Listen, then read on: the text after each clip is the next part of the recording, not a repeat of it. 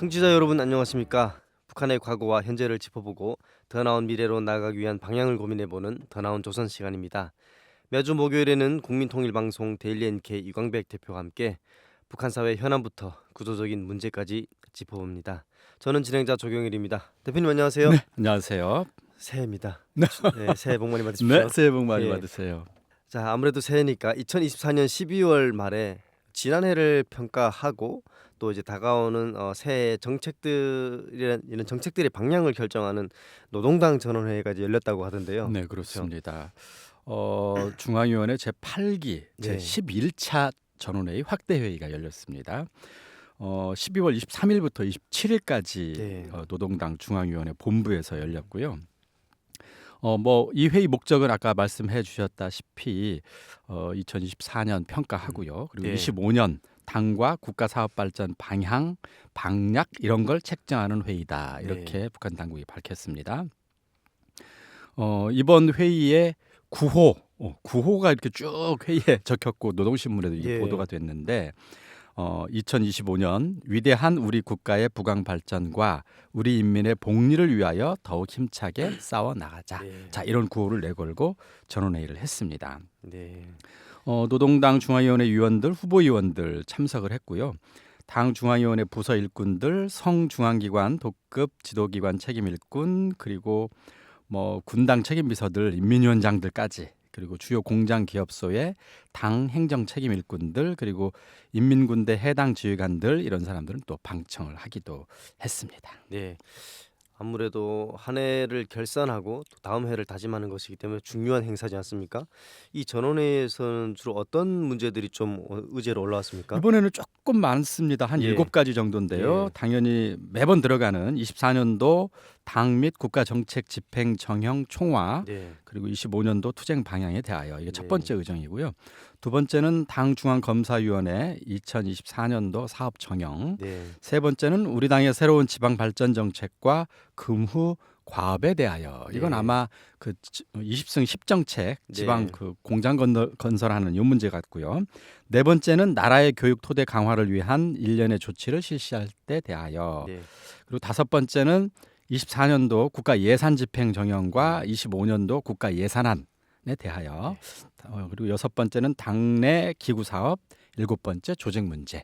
조직 문제는 아마 조직 개편하고 네. 인선하고 부서 이동하고 이 문제 같습니다. 네.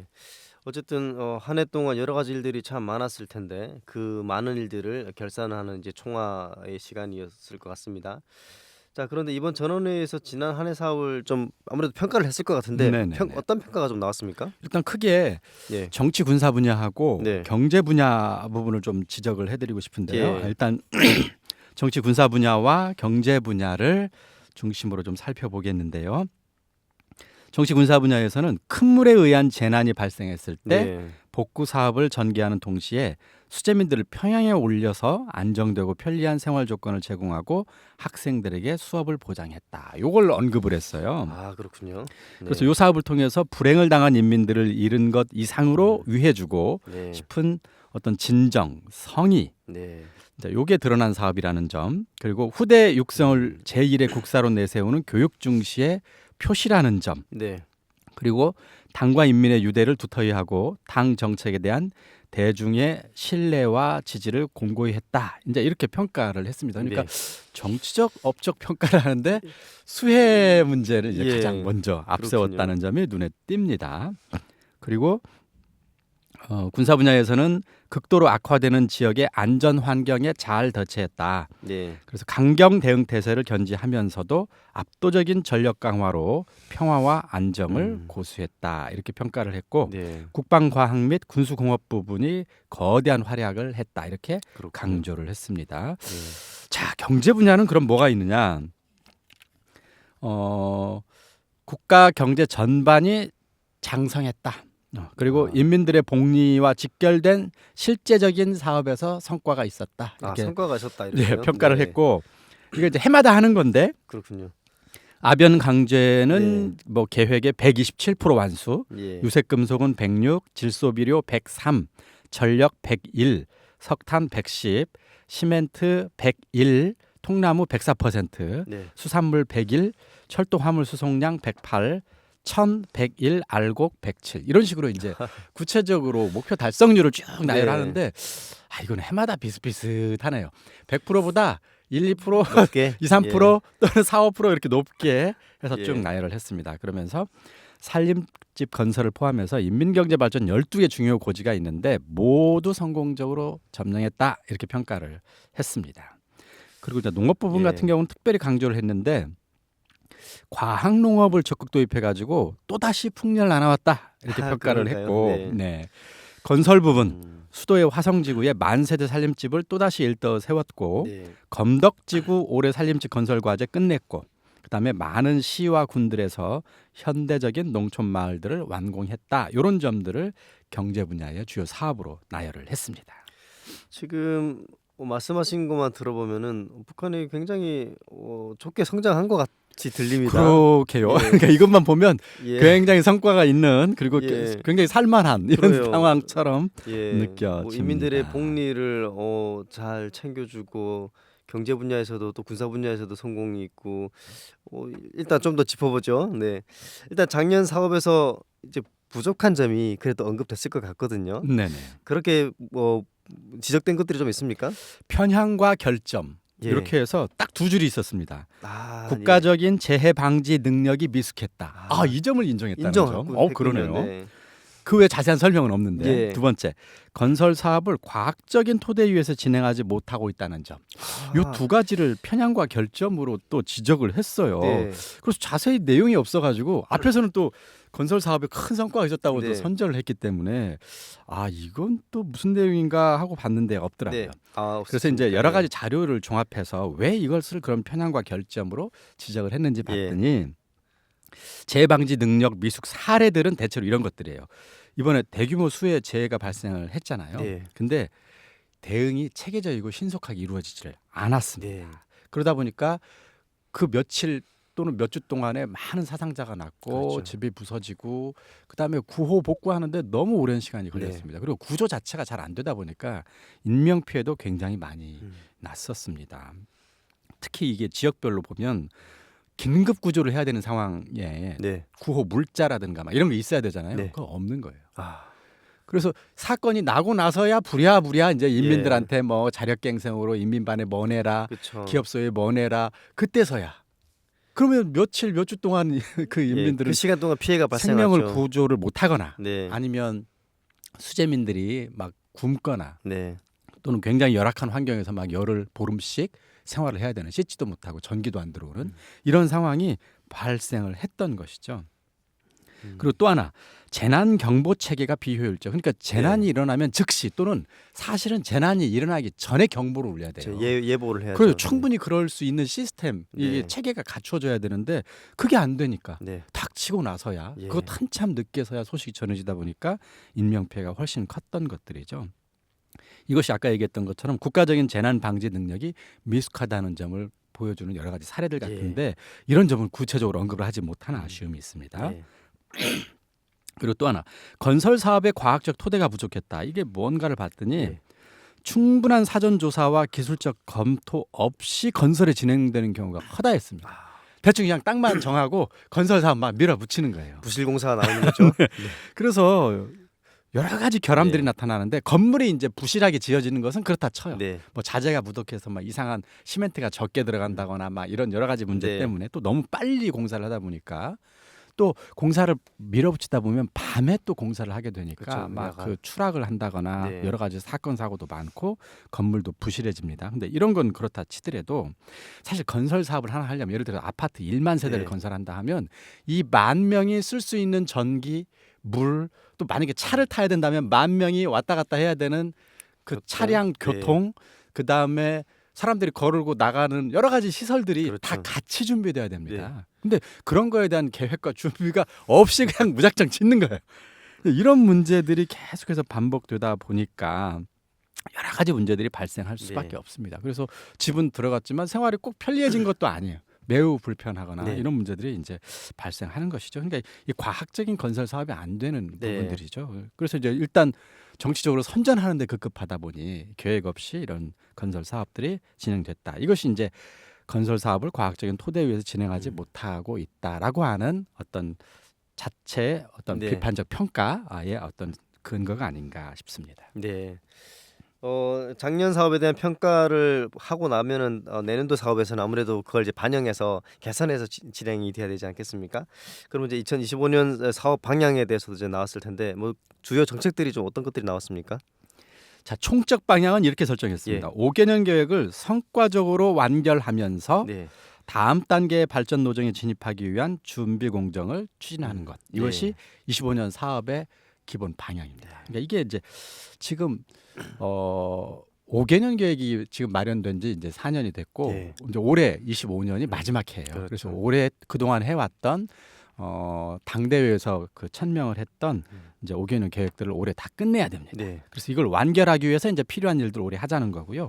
그 다음 또 5개년 계획 아마 수립을 지금 해야 될 거예요. 아, 그러다 보면 이제 그 5개년 계획은 뭘 어떻게 계획 세울지 이제 여러 가지 것들을 이제 계획을 세우더라도 그걸 위한 준비도 필요할 거 아니에요. 네. 그러니까 지금 올해는 지난 5년에 대한 마무리 작업, 성과 마무리 결정하고 다음 단계 준비하는 것이 중요하다. 이렇게 이제 생각을 하는 거죠.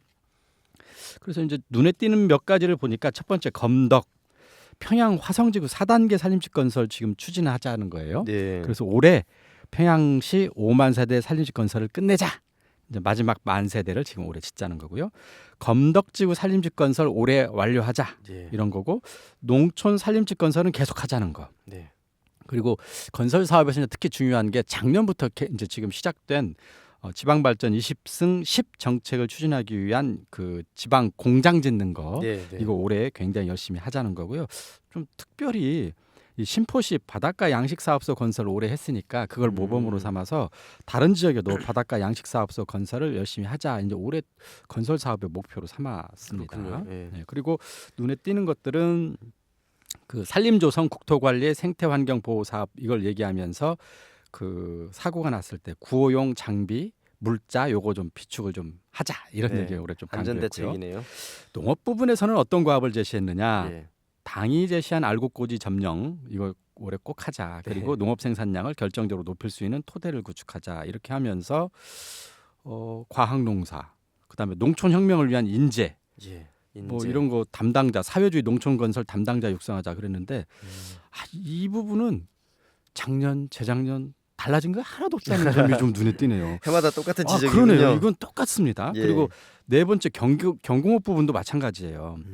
그 기초식품, 필수 소비품 이거 질 높이는 것이 첫째 과업이다. 네. 특히 이번에는 어린이들과 학생들을 위한 의복이라든가 학용품, 교육기자재 생산을 국가가 좀 책임지고 하자 이랬습니다만 네. 이 기초식품이라든가 이 경공업 제품들의 질을 높이자 요걸 첫째 과업으로 하자 이것은 작년 9차 대회 때도 이 내용이 있고 예. 그 전에도 이 내용이 있고 예. 그러니까 해마다 하던 것을 우리가 이걸 이제 지속 복사해서 사업? 예. 붙이자 이런 네. 거 있잖아요. 컴퓨터로 이거 예. 문서 작업할 때 복붙이라고 하죠. 복사해서 붙인다는 거잖아요. 예. 이거 작년 거 제 9차 전원회의 걸 네. 그대로 갖다가 또 다시 복사해 놓은 것 예. 같은 그런 느낌은 들었습니다. 뭐 계속 개선되지 않았다 이렇게 해서 봐줄 수도 있을 것 같네요. 예, 알겠습니다. 일단은 국내 정책 방향에 대해서는 좀 간략하게 저희가 짚어봤는데요. 아무래도 2025년은 좀 중요한 변화가 있는 해지 않습니까? 외교적으로 미국의 새 대통령도 나오고, 자 그럼 이제 대외적인 이런 외교 방향에 대해서 또는 군사 정책에서도 어떤 방향을 제시했을 것 같은데요. 어떤 내용들이 좀 나왔습니까? 일단 겉보기에 가장 큰 차이. 예. 작년에는 제9차 전원회의 때에는 이 대외와 군사정책 부분이 굉장히 긴 분량이 나왔었습니다. 네. 올해는 분량이 거의 없습니다. 아 그렇습니까? 이게 지금 이 부분에 대한 내용이 뭐가 있지 예. 살펴보고 말 것도 없어요. 내용이 너무 짧아서. 아 그렇군요. 그리고 길이만 짧아진 게 아니라 예. 그 표현이라든가 내용 자체도 이게 무슨 내용인지조차 아. 싶을 정도로 내용 자체가 빈약합니다. 네네. 일단 국제정세 평가는 어떻게 하고 있냐면 자주 세력권의 장성과 약진이 두드러졌다. 패권 세력의 입지가 급격히 약화됐다. 일단 승리적으로 정세를 평가하고 있는 건 맞습니다. 그렇군요. 그러면서 미국은 반공을 변함없는 국시로 삼고 있는 가장 반동적인 국가적 실체다. 네. 미일 한 동맹이 침략적인 핵 군사 블록으로 평창되고 대한민국이 미국의 철저한 반공 전초 기지로 전락했다. 네. 자, 이런 식으로 평가는 하고 있으면서 공화국의 전방적인 국익과 안전 보장을 위해서 최강경 대미 대응 전략을 추진하겠다. 네. 그리고 대외 사업 부분이 국위 선양, 그다음에 국익 수호의 원칙에서 주권적 권리 수호 투쟁을 과감히 벌리면서 국가의 존엄과 국익을 존중하는 친선적이고 우호적인 나라들과의 관계 발전을 적극 도모하겠다. 이건 아마 러시아와의 관계 뭐 그런 적극 것 같네요. 하겠다는 거고 네. 미국에게는 최강경 대미 대응 전략을 추진하겠다. 이것은 뭐 기조 자체는 변화하지 않았습니다. 자, 그런데 표현이 완전히 달라졌죠. 작년에는 미 군부 깡패, 그다음에 윤석열 괴뢰, 네. 아예 그런 언급이 이번에는 수위 조절했군요. 수위 조절이 없어졌다는 예. 거고요. 군사 정책도 그렇습니다. 이번에는 정치 사상적으로 강력한 군대를 만들자. 네. 그래서 대적 의식, 그다음에 철저한 결전 의지를 만장약시키는 사상 사업 강화하자. 그다음 과학적인 훈련 방법, 그다음에 예. 국방과학 기술 진보시키자 이런 내용들이 나왔는데 이것도 작년하고는 완전히 달라졌습니다. 작년에는 어떤 게 있었냐면 예. 핵무기 생산을 적극 추진해서 남조선 평정을 준비하자. 네. 이런 내용이 있었어요. 근데 그런 내용이 싹 빠져 있어요. 그렇군요. 그래서 이거 지금 아마 트럼프 정부가 들어서고 네. 지금 한국에도 만에 하나 지금 이번에 윤석열 대통령이 예. 탄핵을 당한 상태지 않습니까? 그래서 이게 어떻게 흘러갈지는 아직은 예측이 안 되는데 만에 하나 탄핵이 이제 결정이 최종 확정이 되면 대통령 선거가 진행이 돼서 그렇죠. 새로운 대통령이 올 수도 있어요. 그래서 네. 이런 정세 변화를 반영한 것 같습니다. 네. 그래서 극단적으로 자극하지 않은 채 굉장히 내용을 순화해서 네. 대외 군사 정책을 발표를 했습니다. 예, 아무래도 미국과 한국의 새로운 대통령이 나오면은 외교 전략의 변화가 필요할 테니까 좀 자중했다 이렇게 좀 보여지긴 하네요. 자, 또 이번에 뭐 조직 개편도 중요한 부분이 있었을 텐데요. 뭐 이런 인선에서 좀 눈에 띄는 변화가 있었습니까?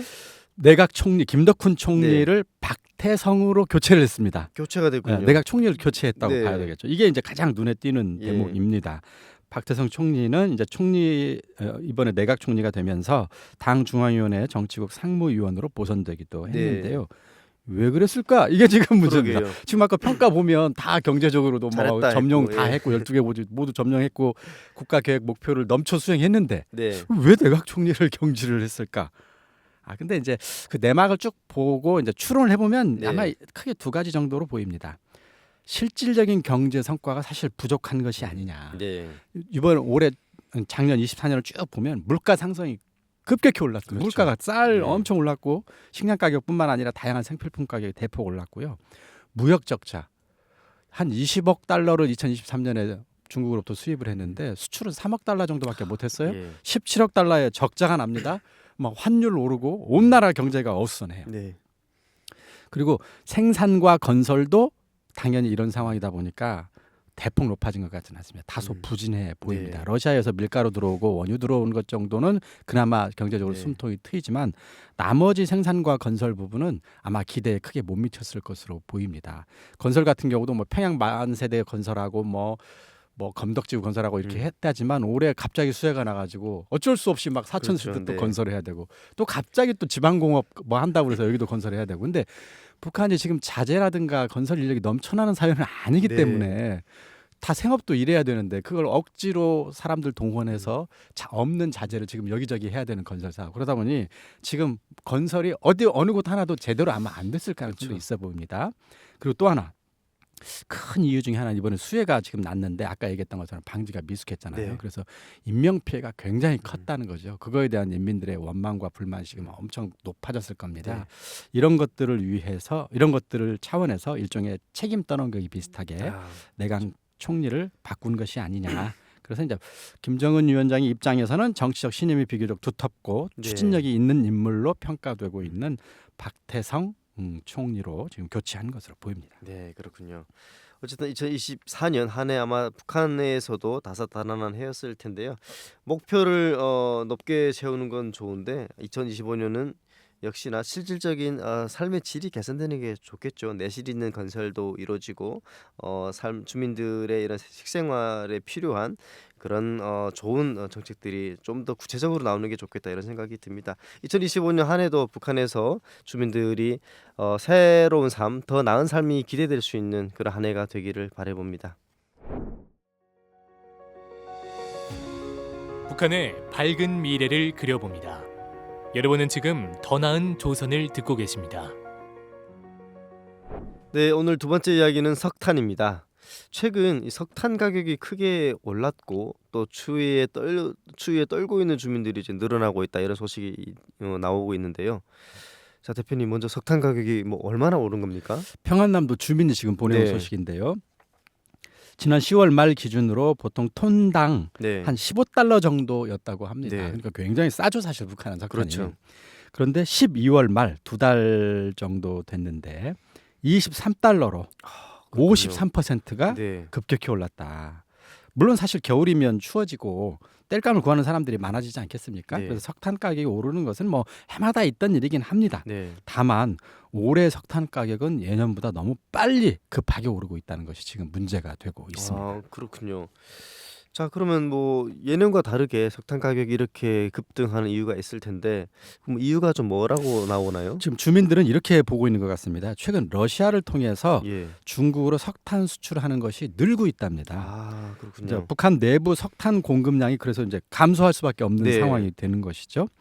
다만 러시아를 통한 석탄 수출 규모가 얼마나 되는지는 뭐 현재는 정확히 알려지진 예. 않았습니다. 그러나 예년에 비해서 석탄 가격이 크게 오르자 예. 이거 지금 상당량의 석탄이 지금 수출되고 있는 것 아니냐. 이것 때문에 아. 석탄 가격이 급격히 오르고 예. 석탄 가격이 너무 빨리 오르다 보니까 석탄을 충분히 사지 못하게 되면서 지금 겨울을 춥게 버티고 있는 사람들이 늘어나고 있는 거 아니냐 이런 소리가 나오고 있습니다. 네.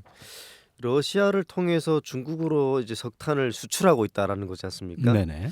그럼 구체적으로 뭐 어떤 과정을 좀 거쳐서 수출하게 됩니까? 사실 올해까지 아니 작년까지 예. 중국은 유엔의 국제 대북 제재 때문에 북한의 석탄 수출을 안 받아들였습니다. 예, 그렇죠.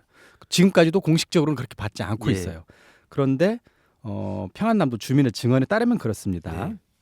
중국으로의 석탄 수출이 막혀 고심하고 있던 일부 무역업자들이 최근 그러면 러시아를 이용해서 석탄을 중국으로 보내는 방법을 한번 해보면 어떠냐 이렇게 네. 생각을 했다는 거예요. 그래서 지난 몇 달간 이걸 위한 다양한 노력을 해왔다는 건데 예.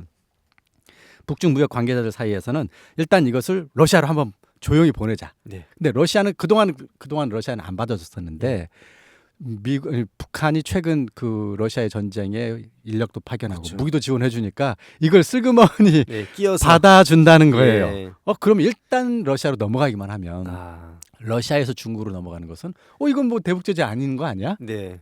그래서 중국으로서는 북한으로부터 직접 받는 것보다는 러시아에서 받는 것은 중국 업자들도 뭐 좀 덜 부담스럽다는 그렇긴 하죠. 것이죠. 예. 그래서 이제 북중 무역 관계자들은 이것은 대북 제재 위반이 아니다라고 이제 스스로 논리를 세워가지고 그렇군요. 네, 요걸 한번 시도해 보는 예. 거죠.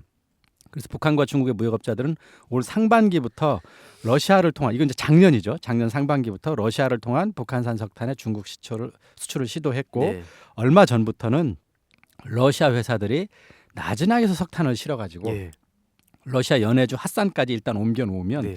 이 석탄을 중국에서 가져가는 방식으로 아, 수출을 그렇군요. 진행하기 시작했다고 합니다. 네, 그렇군요. 국내에서 써야 되는 석탄을 해외에 이렇게 돌려버리니까 지금 땔감이 없다는 건데 결국 이민들이 피해지 않습니까? 석탄 가격이 이제 오르면서 결국은 추위에 떠는 주민들이 이제 많아졌다는 건데 어느 정도가 됩니까?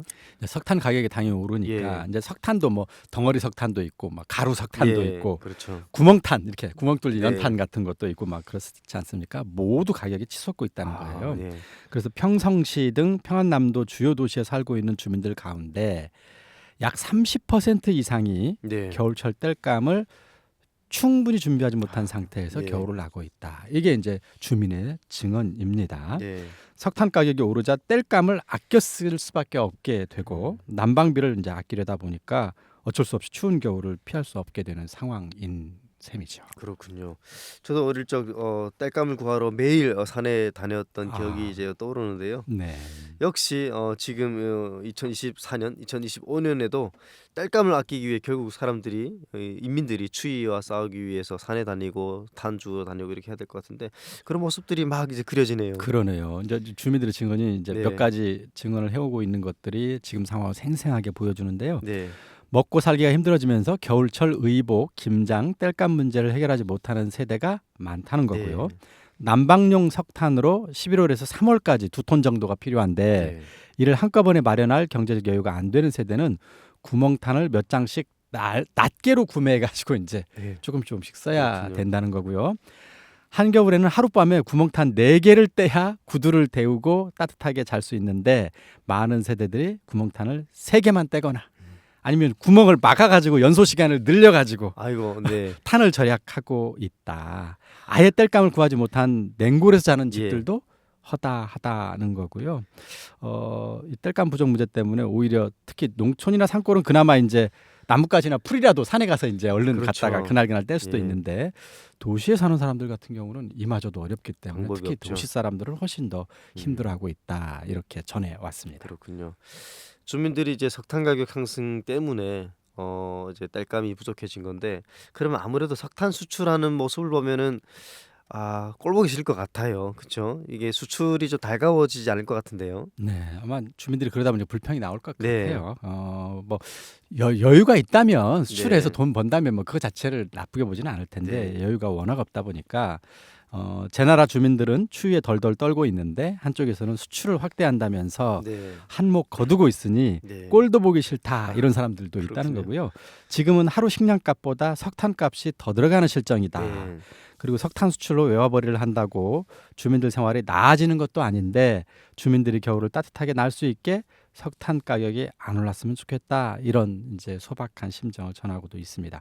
현재 평성시에서 거래되고 있는 구멍탄 한 개 가격 2,800원. 이거 하루에 4개를 쓴다고 하면 매일 네. 이거 12,000원 필요한 상황입니다. 그렇군요. 그러니까 대략 옥수수 2톤이나 아니 2kg이나 쌀 1.2kg을 살 수 있는 돈을 지금 땔감으로 써야 되는 상황. 네. 주민들은 큰 부담을 안고 있다고 합니다. 그렇군요. 러시아와의 관계가 좋은데 러시아에서 가스라도 좀 들여오면 좋을 텐데 그런 건 없나 봅니다. 예, 조선은 해마다 겨울이 되면 많이 춥습니다. 추위에 떠는 사람들이 많고요. 올해도 역시 주민들이 힘든 겨울을 보낼 것 같은데요. 언젠가는 모든 인민들이 따뜻한 겨울을 보내는 날이 오기를 진심으로 바랍니다. 오늘은 여기서 마치겠습니다. 대표님 감사합니다. 네, 감사합니다. 더 나은 조선은 매주 화요일과 목요일 새벽 5시에 단파 5900kHz에서 토요일과 일요일에는 새벽 5시 30분에 단파 5900kHz에서 들으실 수 있습니다. 더 나은 조선의 주인공 바로 여러분입니다. 다음 시간에 찾아뵙겠습니다.